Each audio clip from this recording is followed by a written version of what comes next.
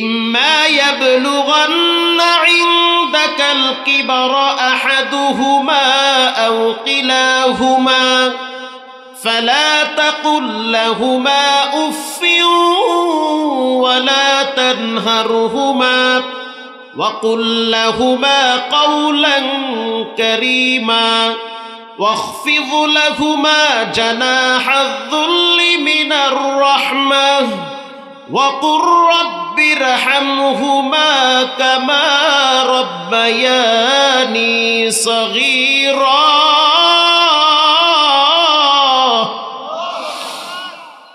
আল্লাহ বলেন মাহমুদুল হাসান, তোমার জীবদ্দশায় যদি মা অথবা বাবা দুইজনের একজনকে পাও, আহাদুহুমা আও কিলাহুমা, একজন অথবা দুইজনকে পাও, আব্বারে পাইছো অথবা মায়েরে পাইছো, দুইজনরে একজনরে যদি পাও, আল্লাহ বলেন ওয়ালা তানহারহুমা, কথা বলার সময় মাথায় ঝাঁকি দিয়া কথা বলবা না।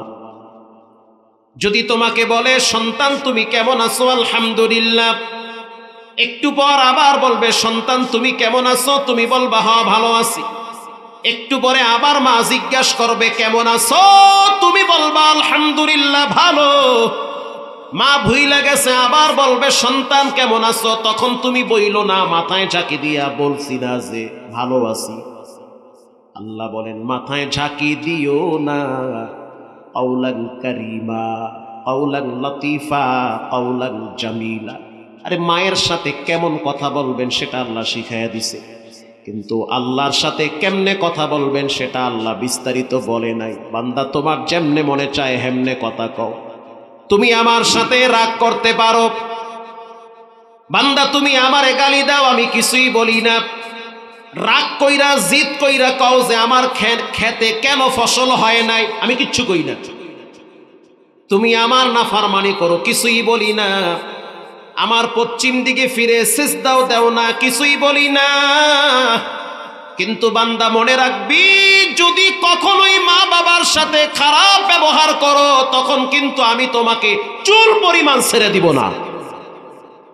কারণ মা বাবা হলো খুব সেন্সিটিভ জায়গা। এই জায়গায় বেয়াদবি করলে যত বড় হুজুর হন, কুতুব হন, জীবন ধ্বংস হয়ে যাবে।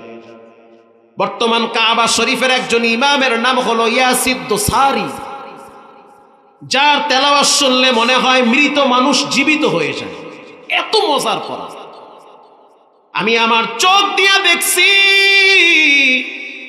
বাইতুল্লাহর ইমাম যুবক মানুষ ইয়াসিদ দোসারি যখন কাবার ভিতরে হাঁটে, ছোট ছোট আরবের বাচ্চারা তার পায়ের ধুলা বুকে লাগায়।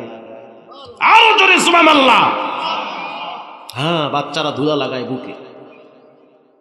আমি বাচ্চাদেরকে বললাম তোমরা ধুলাগুলা বুকে কেন লাগাও? তারা বলল যে আমরা ইয়াসিদ দোসারির কাবার ইমামের পায়ের ধুলা বুকে লাগাই না, আমরা কোরআনের ধুলা বুকে লাগাই। কোরআনের ধুলা বুকে লাগাই। ইয়াসিদ দোসারি যখন তেলাওয়াত করে তখন দুধের বাচ্চারাও কান খাড়া করে শুনে।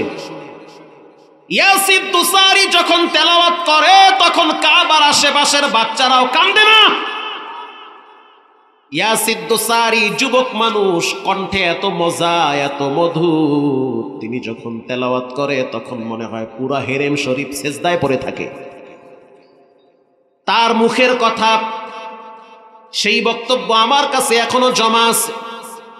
গত রমজানের আগের রমজানে ইয়াসিদ দোসারি বলেন, আমার জীবনে এমন একটা ঘটনা আমি দেখছি, ওই দিন আমি চোখের পানি ছেড়ে অনেক কেঁদেছি। রমজান মাসে প্রতি জুমায় এক একজন খতিবকে খুতবা দেওয়ার জন্য একটা খুতবার কাগজ ধরায় দেওয়া হয়। 6 জন ইমাম, এর ভিতরে শেখ আব্দুর রহমান আস-সুদাইসি, তিনি হলো মোতাওয়াল্লি, তিনি হেড ইমাম। রাত্রিবেলা আমার ব্যাপারে ঘোষণা আসছে, ইয়াসিদ দোসারি তুমি আগামীকাল জুমার খুতবা দিবে। আল্লাহু আকবার বলেন।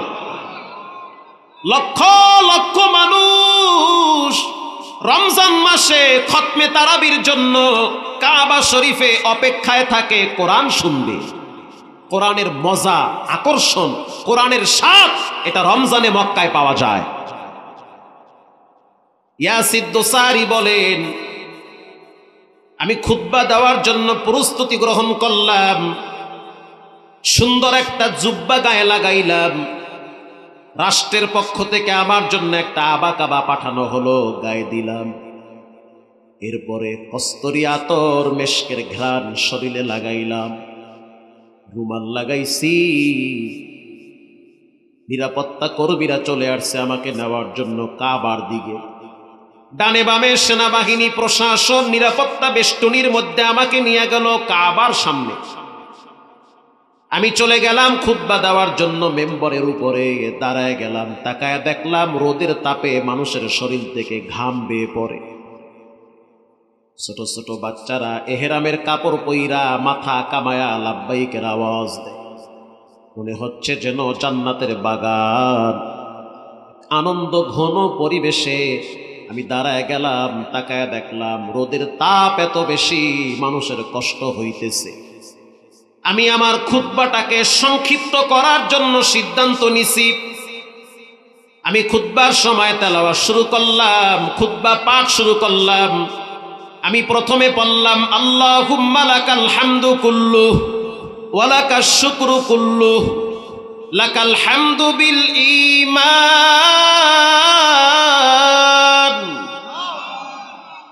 ও মালিক, তোমার দরবারে শুকরিয়া যে তুমি আমারে মুসলমান বানাইছো। চাইলে তুমি বিধর্মী বানাইতে পারতা, তাইলে তো মক্কার আশেপাশে আসতে পারতাম না। তুমি আমাকে ইমানদার বানাইছো। 30 পারা কোরআন আমার সিনার ভিতরে জমা কইরা দিছো, গোটা পৃথিবী আমার পায়ে পায়ে ঘুরে। আল্লাহু আকবার জোরে বলেন। খুতবার ভিতরে যখন তিনি খুতবা পাঠ করলেন, খুতবার ভিতরে দোয়া পড়লেন, আল্লাহুম্মা জাআলনি ফি আইনি সাগীরা ওয়া ফি আ'য়ুনিন নাসি কাবীরা। রব্বুল আলামিন, মানুষ বড় হয়ে গেলে তখন সে অহংকারী হয়ে যায়।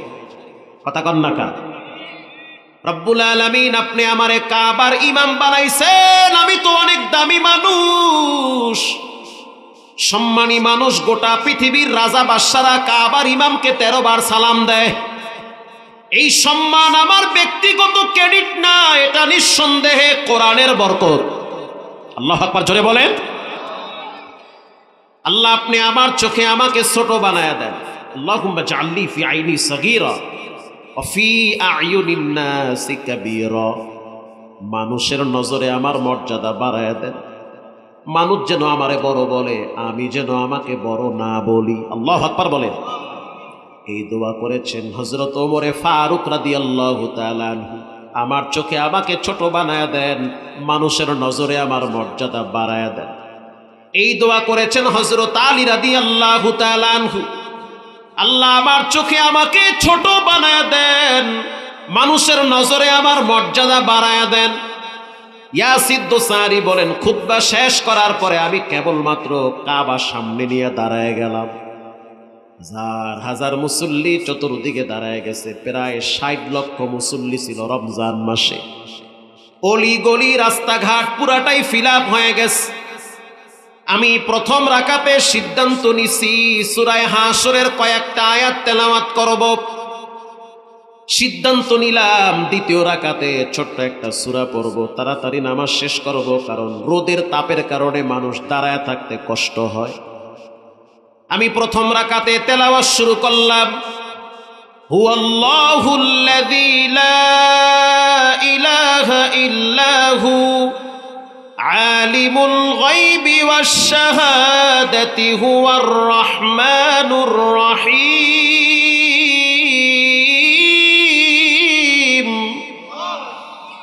হুয়াল্লাহুল্লাযী লা ইলাহা ইল্লাহু الملك القدوس السلام المؤمن المهيمن العزيز الجبار عزيز الجبار المتكبر سبحان الله عما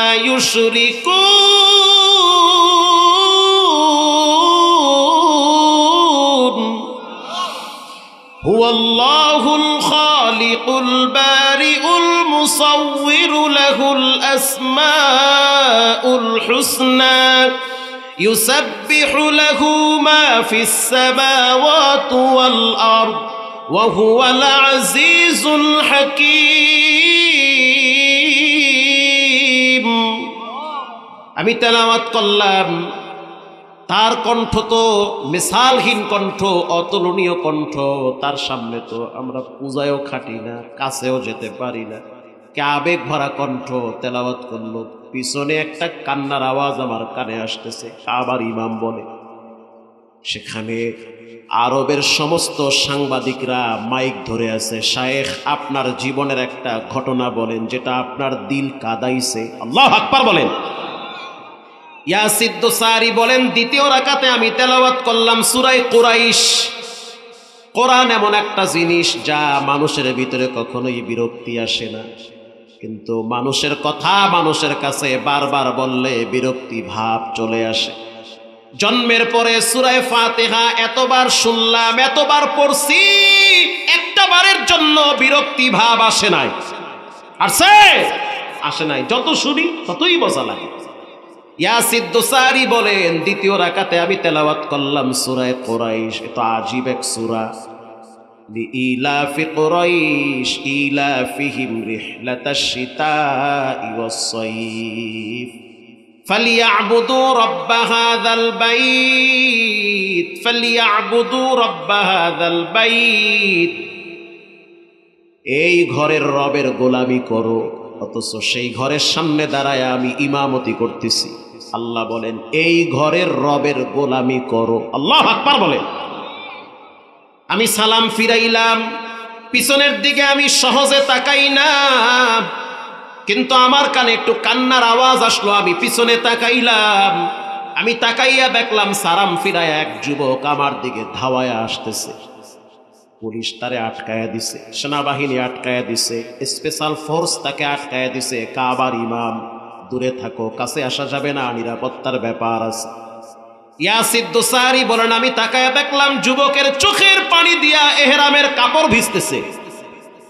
আমি আর সহ্য হয়ে গেলাম, উপরের অংশটা পুরাটাই ভিজে গেছে।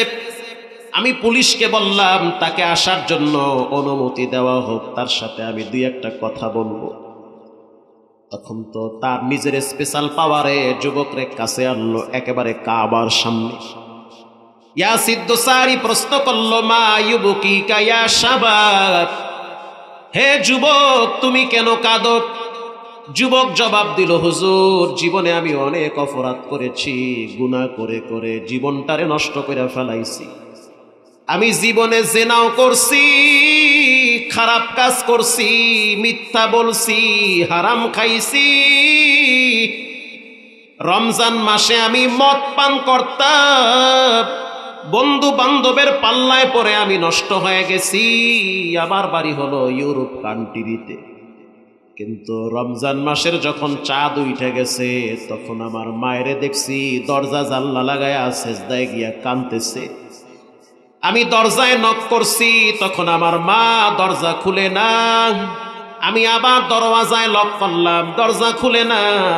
আমি দরজায় জোরে ধাক্কা মারছি, দরজা খুইলা গেছে। তাকায় দেখতেছি মা সিজদায় গিয়া কয়, আল্লাহ এমন একটা সন্তান দিলা যেই সন্তান কিনা রমজানের চাঁদ উঠার পরেও মদ পান করে রে মালিক। আমি মদখোরের মা হিসাবে দুনিয়ায় বাঁচতে চাই না রে আল্লাহ। আমি একজন মা 10 মাস 10 দিন পেটে রাখছি, সন্তানের কপালে চুমা দিছি, ওর হাতে আমি চুমা খাইছি, ওর মাথায় আমি তেল লাগায়া দিছি। আজ আমার সন্তানের রক্ত গরম, ঘাড় মোটা হয়ে গেছে। রমজান মাসেও চাঁদ উঠার পরেও দেখি মদের বোতল নিয়ে ঘরে আসছে। আমি বললাম, মা আম্মা জান আপনি কাঁদেন? বলে, আমার কান্না থামবে না, আমি এখানেই পড়ে থাকবো, আল্লাহ যেন আমাকে নিয়ে যায়, মদখোরের মা হিসাবে থাকতে চাই না। তখন আমার রক্তের টান লাগছে, মা তো আমার।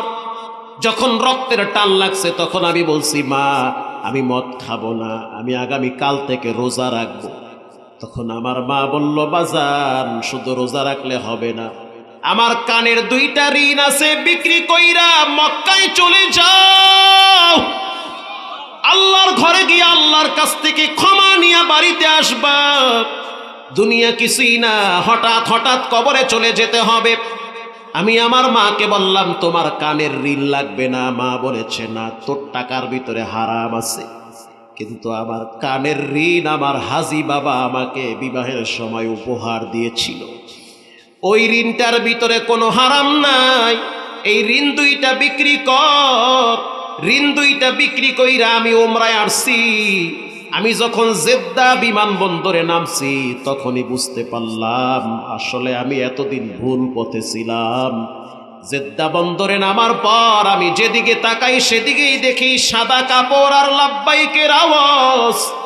লাব্বাইকের আওয়াজ আর সাদা কাপড় দেখা আমার কলিজার ভিতরে কম্পন শুরু হয়ে গেছে। আমি ফজরের নামাজের পরে আমার বন্ধুরে নিয়ে আমি ওমরা করলাম। ওমরা করার পর যখন আমি জমজমের পানি দাঁড়ায় পান করলাম তখন মনে হইল আমি মনে হয় পৃথিবীর সবচেয়ে দামি জায়গায় দাঁড়ায় পানি পান করেছি। যখন নামাজে দাঁড়ায় খুতবা পড়লেন, তেলাওয়াত করলেন, তখন আমার অন্তর থেকে গুনার ময়লাগুলা ঝরতেছে। আমি আপনার কাছে এতটুকু দোয়া চাই, আমার হায়াত যেন আমার মায়ের দিয়ে আল্লাহ আমার মায়ের হায়াতটারে বাড়াইয়া দেয়। ইয়াসিদ দোসারি বলেন ওই সময় আমার মায়ের কথা মনে পড়ে গেছে। আজকে আমি কাবার ইমাম হইছি, যদি আমার মায়ে দেখতে পারত কি যে খুশি হইত। কিন্তু আমার মা কবরে চলে গেছে, দেখেও নাই। ও যুবক, আল্লাহ পাকের স্পষ্ট ঘোষণা, ওয়ালা তানহারুহুমা, মায়ের সাথে মাথায় জাকি দিয়ে কথা বলবা না। আকুল্লাহুমা কাওলান কারীমা, গরম ভাষায় কথা বলবা না, নরম ভাষায় কথা বলো। আল্লাহর হাবিব যখন তিনি মক্কার দিকে ঢুকতেছিলেন মদিনার থেকে, তখন তার মায়ের কবরের পাশে বৈশা পড়ছে নবীজি। হাঁটু গাইরা বৈশা পড়ছে, বৈশা বাচ্চাদের মতো অজর দ্বারায় কাঁদতেছে। আল্লাহর নবী সাহাবী আবু হুরায়রা বলে, মা ইউবকিকা ইয়া নবী আল্লাহ, আপনার চোখে কেন পানি? নবীজি বলল, এখানে আমার মা ঘুমায়, আমার আম্মা জান এখানে ঘুমায়। আমিও তো একটা মায়ের পেটে ছিলাম, একটা মায়ের পেট থেকে দুনিয়াতে আসছি। অতএব আমি নবী কেন কাঁদবো না? পৃথিবীর মানুষ শোনে না। ও ক্বালাহুমা জান্নাতুকা ওয়া নারুকা, মা বাবা তোমার জন্য জান্নাত, মা বাবা তোমার জন্য জাহান্নাম। আল্লাহ বলেন আমার ইবাদতের পরে মা বাবার খেদমত করো। আল্লাহু আকবার বলেন। আমি সব ঘটনা বাদ দিলাম। বর্তমান সেই আলেম এখনো জীবিত আছে, যার নাম বললে সব আলেমরা চিনে। 6টা মাদ্রাসায় বুখারী শরীফ পড়ায়। তার জুতা ঠিক করার জন্য আমি মাওলানা দাঁড়ায় থাকি সিরিয়ালে। ওনার জুতার ধুলা যদি আমি শরীরে লাগাইতে পারতাম হয়তো ইজ্জত আল্লাহ আরো বাড়ায়া দিত। এত দামি মানুষ। যখন তিনি বাহিরে বের হয় তখন দেখি মার দেওয়া পাঞ্জাবি পরা বের হয়, টুপিটার ভিতরেও মার লাগানো, শরীর থেকে ঘ্রাণ বের হয়। এক জান্নাতি মানুষ মনে হয় বাহিরে বের হয়ে গেছে। অথচ তিনি ফতুয়া লেখে, মাওলানা খালেদ সাইফুল্লাহ আইয়ুবী সাহেবের মাদ্রাসায় তিনি ফতুয়া লেখে কলম দিয়া, অনেক বড় আলেম। তিনি একদিন বলে আমার মাজায় খুব ব্যথা লাগছে। কেন? বলে আমার প্যারালাইজ বাবা আমার মাজায় লাথি মারছে। 22 বছর পর্যন্ত আমার বাবা বিছানা বন্দি। নিজের হাতে প্রতিদিন বাবার পায়খানা প্রস্রাবের খাতা সাফ করি। প্রত্যেক দিন ফজরের টাইমে আমি সবার আগে ঘুম থেকে উঠি, স্ত্রী সন্তান ঘুমায়, আমার তো ঘুম নাই। কারণ আমার আব্বা যদি পায়খানা প্রস্রাব করে দেয় ঠান্ডার ভিতরে ঘুমায় থাকবে। আমার তো বাপ, আমার তো রক্ত, আমার তো কলিজা ওখানে, যার দোয়ার কারণে আল্লাহ আমার পৃথিবীতে সম্মানের চেহারা দান করেছে।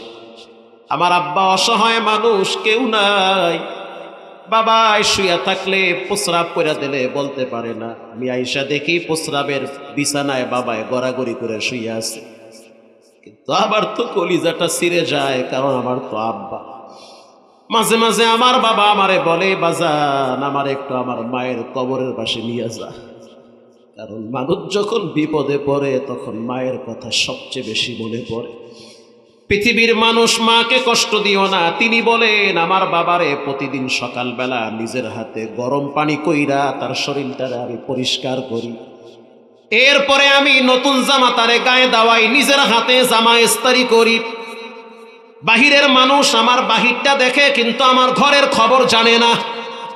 আমার ঘরের ভিতরে প্রতিদিন যুদ্ধ চলে, এটা মানুষ দেখে না, সংগ্রাম চলে নিজের সাথে।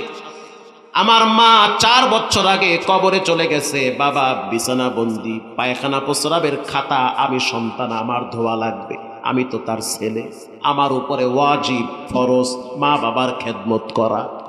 স্ত্রী যদি না করে ধমক দেওয়া যাবে না, সে না করতে পারে তার ইচ্ছা। আর যদি খেদমত করে মা বাবার, তো এটা আপনার প্রতি দয়া করছে। কথা কর না, আপনি আপনার স্ত্রীকে চাপ দিতে পারবেন না যে আমার মা বিছানায় শুয়ে আছে, পায়খানা প্রস্রাবের খাতা সাফ কর। স্ত্রী যদি বলে করব না, তো আপনি জোর কইরা করাইতে পারেন না, এই অধিকার আপনাকে ইসলাম দেয় নাই। আপনার হাতে, নিজের হাতে সাফ করা লাগবে মায়ের খাতা, কারণ আপনার মা, আপনার খাতা মা সাফ করছে, আপনার করতে হবে। আব্বার প্রস্রাবের খাতা, পায়খানার খাতা আপনার স্ত্রী সাফ করবে না, আপনার করা লাগবে, কারণ আপনারটা মা বাবা করছে। সকালবেলা ফজরের নামাজের আগে উঠা নতুন জামা পরাইয়া বাবারে কেবলার দিকে বসায় রাখি। কেন কেবলার দিকে বসাই? এই জন্য বসাই, কারণ হঠাৎ যদি মরণ চলে আসে তাহলে তো নামাজ মিস হয়ে যাবে।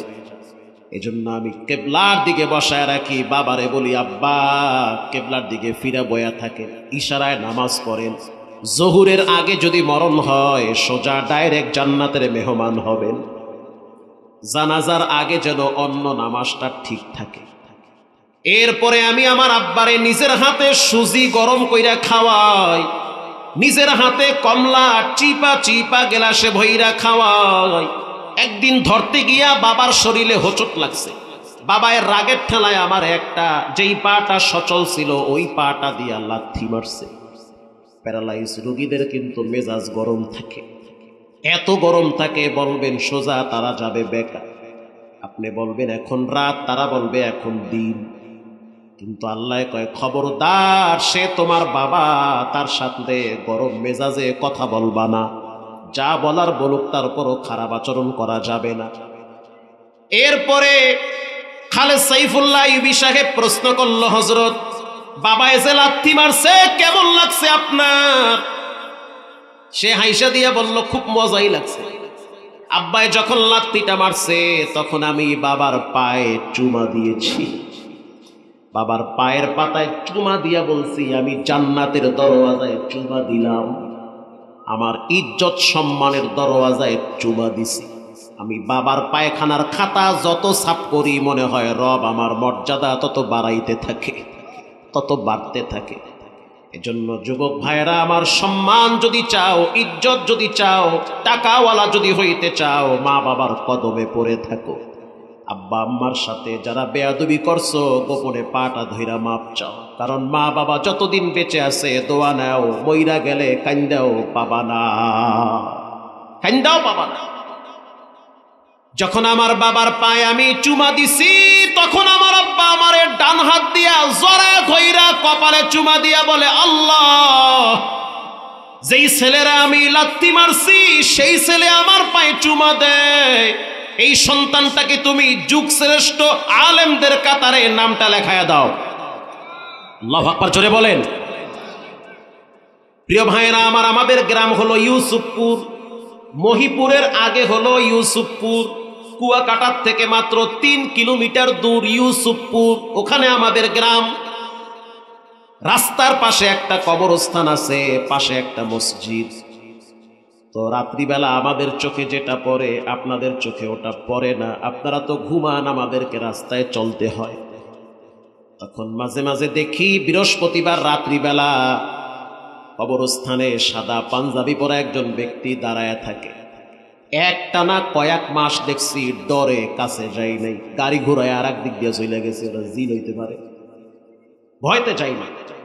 আর একদিন দেখলাম লোকটা ওই পাশে গিয়া দাঁড়ায় রইছে, সাহস কইরা কাছে গেলাম, গিয়া দেখলাম আমাদের এলাকার সবচেয়ে বড় হাফেজ সাহেব তার মায়ের কবরের পাশে দাঁড়ায় রইছে। হাফেজ সাহেবের নাম বললে এখানে প্রচার হয়ে যাবে। সবচেয়ে নাম করা হাফেজ, যিনি এক দাঁড়ানে 30 পারা পইরা তার স্ত্রীকে বিবাহ করেছে। যখন তিনি প্রস্তাব পাঠাইছে, হাজী সাহেব আমি আপনার মেয়েকে বিবাহ করতে চাই, এলাকার কিছু আলেমরা বলছে যে হয়তো তেমন ভালো হাফেজ না। তখন সে বলেছে 30 পারা যদি পুরাটাই একসাথে শুনাইতে না পারি তাহলে বিয়ে করুম না। 30 পারা একসাথে না দেখা শুনাইয়া তারপরে বিবাহ হয়েছে, তাহলে বুঝেন কেমন মানের হাফেজ। তো সেই হাফেজ সাহেবরে এলাকার সবাই চেনে, পুরা জেলার তার মনে হয় কয়েক হাজার ছাত্র হবে, আমিও তার কাছে পড়ছি। আশ্চর্য বিষয় হলো বৃহস্পতিবার রাত্রিবেলা দেখি সাদা জুব্বাওয়ালা কে যেন দাঁড়ায় রইছে কবরস্থানের কিনারায়। সাহস করে গেলাম, গিয়া দেখলাম আমাদের মহল্লার সবচেয়ে বড় হাফেজ সাহেব দাঁড়ায় রইছে। আমি বললাম উস্তাদ আপনি এখানে কেন? বলে এখানে তো আমার কলিজা ঘুমায়, এখানে আমার মা ঘুমায়, আমার হাড় এখানে পড়ে আছি। যেই মা কদু বিক্রি করে ডিম বিক্রি করে আমারে পরীক্ষার ফিস দিয়েছে, ওই মা জননী ঠান্ডা মাটিতে শুয়ে আছে। জানি না কবরের দুই পাশের মাটি কেমন ব্যবহার করে।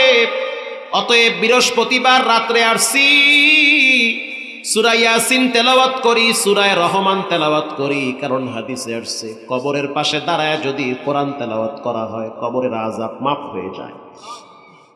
আমি আরামে নাকটাই না ঘুমাবো আর মা কষ্ট পাবে, এটা হতে পারে না। এজন্য যুবক ভাইরা আমার পায়ে হাত দিয়ে বলি, অনুরোধ করে বলি, রবের হক আগে, এরপরে মা বাবার হক। অনেক সময় এমন হয় মা বাবা আপনার সাথে উল্টাপাল্টা ব্যবহার করে, করবেন না আপনি। মা বাবার হাত খরচ দিবেন, পকেট খরচ দিবেন, গোপনে গোপনে আব্বারে 200 টাকা দিয়ে দেন। আপনার যেমন বন্ধু বান্ধব আছে তারও তো বন্ধু বান্ধব আছে। আপনি যেমন ঘুরতে যান, আপনার মা তো মাঝে মাঝে আপনার বোনের বাড়িতে যায়, তো টাকা না দিলে কেমনে যাবে? ওই বোনের বাড়িতে গেলে ছোট ছোট নাতিগুলা আপনার মায়ের জড়ায় ধইরা বলেন নানি মজা কি আনসুনি। তখন আপনার মায়ের মনের ভিতরে কলিজায় কামড় দেয়, আমার বেটা 2 হাতে টাকা কামাই করে বউরে দেয়, অথচ আমার হাতে 100 টাকা দিলে কি ক্ষতিটা হয়। এজন্য যুবকদেরকে বলবো খবরদার, মা বাবা যত বয়স্ক হবে তাদের পকেট খরচ তত বেড়ে যায়। তাদের হাতে 100 টাকার নোট দিয়ে দেন, ওই টাকা সে চুমা খাবে, ছেলের হাতের টাকা, ঠিক না ব্যাঠিক? আব্বার হাতে 100 টাকা দিয়ে বলেন আব্বা জান দোয়া চাই, অথবা বাবার পকেটে 500 টাকার নোট ভইরা টেলিফোন দিয়ে বলবেন, গোপনে দিছি কেউরে বলবেন না। মা বাবারে দিবেন, কাউরে বলার দরকার নাই, যিনি দেখার তিনি হলেন কে। আজ থেকে তওবা করে নেন, জীবনে কোনোদিন নামাজ ছাড়বো না, জিনা করলেও নামাজ ছাড়বা না, হারাম খাইলেও নামাজ ছাড়বা না, জঘন্যতম পাপ করলেও নামাজ ছাড়বা না, খুন করলেও নামাজ ছাড়বা না। এক সময় দেখবা এই গুনাহগুলা থাকবে না, নামাজ তোমার জীবনে থাকবে। জীবনে কোনোদিন হারাম খাবা না, মা বাবার সাথে খারাপ ব্যবহার করবা না। এই শীতের দিন যদি মারা যাও, লাশ কবরে নামাইবে, ঠান্ডা মাটিতে শোয়ায় রাখবে, কবরের মাটি চাপ দিবে রে বাবা। এজন্য তওবা করে নাও, গুনাহমুক্ত জীবন করব, হারাম খাবো না, মা বাবার সাথে বেয়াদবি করব না। দিলটা যদি ভালো হয় তওবার নিয়াইতে 2টা হাত আল্লাহকে দেখায়া দাও, নারায়ে তাকবীর। আয় আল্লাহ, এই হাতগুলা জীবনে একবার বাইতুল্লাহর গিলাফের সাথে লাগায়া দেন, জীবনে একবার রওজার পাশে সালাম দেওয়ার তৌফিক দেন, জোরে বলেন আমিন। রঙ্গে তাকওয়া, রঙ্গে সিদ্দিক, রঙ্গে দিন, তা'আবদু বাকি বুআদবর আবেদি।